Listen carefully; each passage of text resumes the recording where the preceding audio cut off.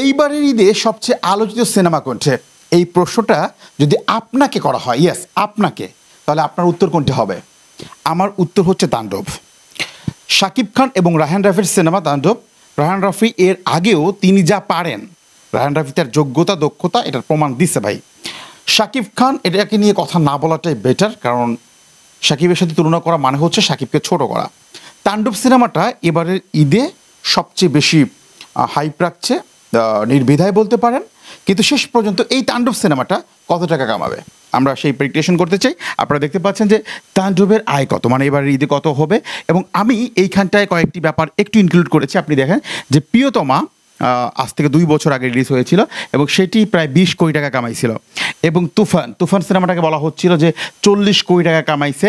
এবং বরবাদ এই যে প্রায় 1-1.5 মাস আগে, মানে 2 মাস আগে যেই সিনেমাটা রিলিজ পাইছে, সেই সিনেমাটা কামাইছে হচ্ছে 70 কোটি টাকা। তার মানে হচ্ছে প্রিয়তমা দিয়ে শুরু হয়েছে শাকিব খানের এই যে বড় একটা বাজেট চেস করা।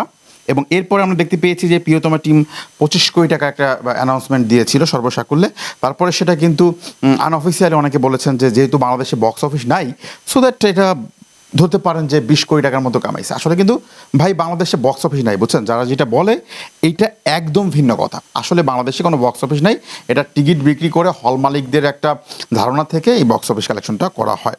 তো প্রিয়তমা 20 কোটি টাকা কামাইছে। এরপরে তুফান সিনেমাটা যখন হিট হয়েছে, তো তারা বলে দিল ভাই আমাদের এই সিনেমাটা প্রায় 40 কোটি টাকা কামাইছে। তখন প্রশ্ন হয়েছিল ভাই আপনাদের এই সিনেমার বাজেট কত?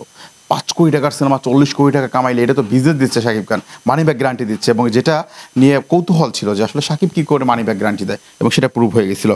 এরপরে বরবাদ সিনেমাটার যিনি প্রডিউসার সুমি যখন বললেন যে ভাই আমার এই সিনেমা তো 70 কোটি টাকা বিজনেস করছে, পাইরেসি না হলে আমরা প্রায় 100 কোটি টাকা কামাই ফেলতাম, তখন সবাই নড়ে চড়ে বসছে ভাই হচ্ছেটা কি, শাকিব খান কী করতেছে?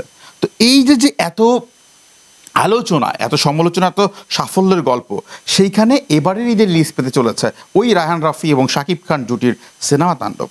এবং এখন পর্যন্ত তাণ্ডব সিনেমাটার হাইপ বিভিন্ন কারণে আলোচনা সমালোচনা আছে, সেদিকে আজকে আর যেতে চাই না।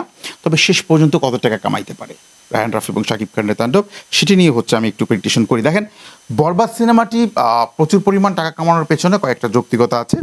তুফান পরবর্তী যে কয়েকটি সিনেমা রিলিজ করা হয়েছে তার একটাও কিন্তু তুফানের ধারে কাছে আসতে পারে না, মানে ওই মাপের না।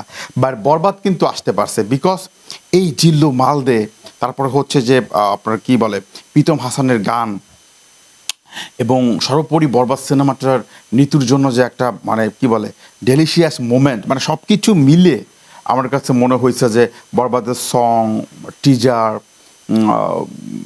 এদিকা পালের ফিরে আসা, কামব্যাক করা প্রিয়তমা পরবর্তী সময়, সব কিছু রোজার ঈদে একটা ভাইব, সব কিছু মিলে বরবাদ কিন্তু বরবাদের মতোই আসলে হিট করছে। মানে বিগত রেকর্ডগুলো কিন্তু বরবাদ করে ফেলছে।